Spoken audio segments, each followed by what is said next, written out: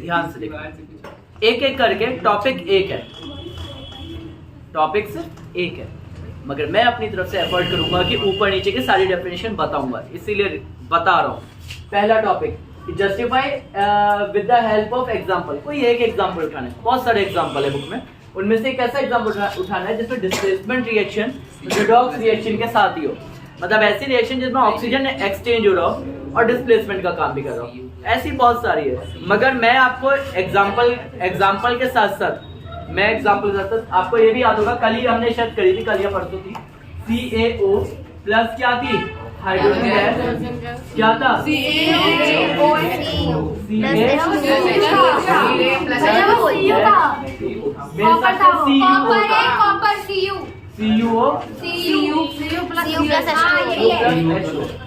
और यहाँ पे ऑक्सीजन रिप्लेस हो रहा था हाइड्रोजन के साथ, और ये रिडॉक्स रिएक्शन भी है, और मगर ये डबल डिस्प्लेसमेंट करेक्ट। अब आते हैं पॉइंट कि हमसे पूछा क्या क्या जाएगा। हो सकता है आज हमसे ये एग्जांपल पूछा, पेपर में हमसे क्या पूछेगा, पेपर में हमसे डिस्प्लेसमेंट की डेफिनेशन बोलेगा, तो डिस्प्लेसमेंट में क्या लिखोगे, those reactions in which high reactive matter displace low reactive, वो रिएक्शन जिसमें हाई रिएक्टिव लो रिएक्टिव को डिस्प्लेस करते हैं। समझ पाया? इसका अपोजिट हो सकता है redox, those reaction in which oxidation and reduction both take place simultaneously जरूर, क्योंकि एक साथ होता है, is known as redox reaction. जो भूल गया हो वो घर जाके ये सुन के टुगेदर भी लगा सकते हो, घर जाके सुन के भी लिख सकते हो, जो मैं यहाँ वीडियो में बोल रहा हूँ वो सुन के भी लिख सकते हो, वरना तुम्हारी कॉपी उसमें नोट्स में सब कुछ है। नेक्स्ट आता है लिवर का काम। अब ये इन सबके फंक्शन, एक बार बताओ, मैं इसको पूछने भी वाला था, अभी डाइजेशन में कोई मुझसे बोल रहा था, मैं डाइजेशन का पूछने भी वाला था। डाइजेशन माउथ में स्टार्ट होता है, माउथ में याद रखना, माउथ में पहला एंजाइम मिलता है सैलिवरी अमाइलेज। माउथ का काम है तोड़ना, ग्राइंड करना, ट्विस्ट करना, टंग का भी आता है, अपने टीथ का भी काम आता है, सबका आता है। तो माउथ के बाद आता है ईसोफेगस, उसके बाद स्टमक, उसके बाद बीच में दो लोग मिलेंगे, एक पेनक्रियास। ये दोनों इस पे फूड पे जब तक वो कहाँ शिफ्ट होगा, स्मॉल इंटेस्टाइन, और जब स्मॉल इंटेस्टाइन पे शिफ्ट हो जाएगा तब वो लार्ज पे जाएगा। ये पता है, अगर मेरे पास अभी टाइम होता तो मैं आप लोगों से यही सुनता, डाइजेशन के सारे स्टेप्स कहाँ से पास होता है। तो mouth, oesophagus, stomach, pancreas, liver को आगे पीछे कर सकते हो, कोई दिक्कत नहीं होगा अभी के लिए। स्मॉल इंटेस्टाइन, लार्ज इंटेस्टाइन, और लास्ट में एनस बाहर आ जाता है, मुंह से एनस तक का। पेनक्रियास और स्टमक तो एक जगह पे ही होते हैं, जगह एक है मगर काम किस तरीके से होता है, तो वो एक साथ एक ही पाइप में कनेक्ट हो रहे हैं, वो दोनों एक दूसरे से कनेक्ट कर, ये दोनों अपने जूस स्मॉल इंटेस्टाइन में देते हैं। हाँ, स्मॉल इंटेस्टाइन और इसके बीच में एक पार्ट होता है जिसे ड्यूटेनम कहते हैं, DUE, वो लिखो देखोगे तो मिल जाएगा। नेक्स्ट आता है इसके अंदर अगला, लिवर का काम क्या होता है, ये इट सेक्रीट बाइल जूस, सबसे मेन है बाइल जूस।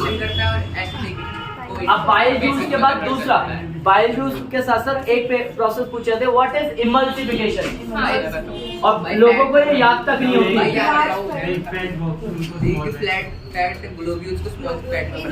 ये आप लोगों ने बताई ना, मगर मैं बाकी सबको बता दूं, आप जितना भी बटर घी ये सब खाते हो, वो big fat globule, big fat globule को कन्वर्ट कर देता है small fat globule, small fat globule.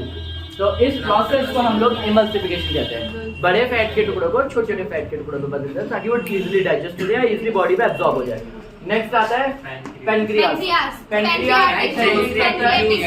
Pancreatic juice,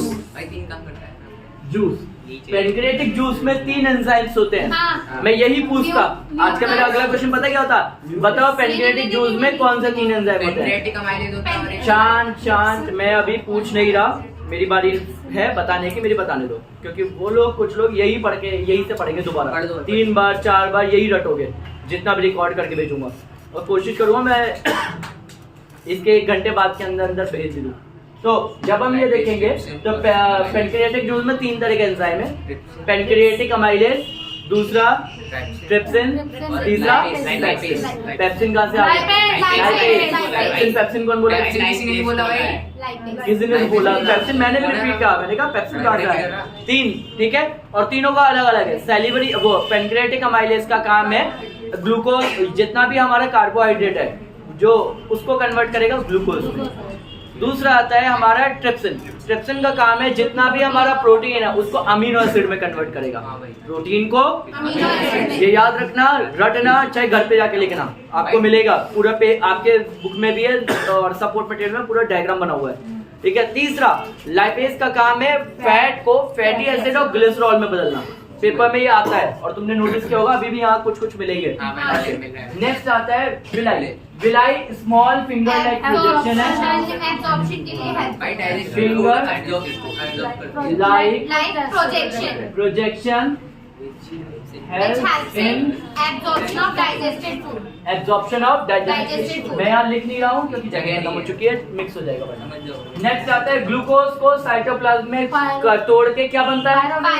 pyruvate. याद रखना 6 कार्बन का मॉलिक्यूल होता है ग्लूकोज, उसे 3 कार्बन में बदलने का काम साइटोप्लाज्म होता है और वो 3 कार्बन बदलने का पायरुवेट। पायरुवेट, ठीक है, स्पेलिंग लिख भी रहा हूँ।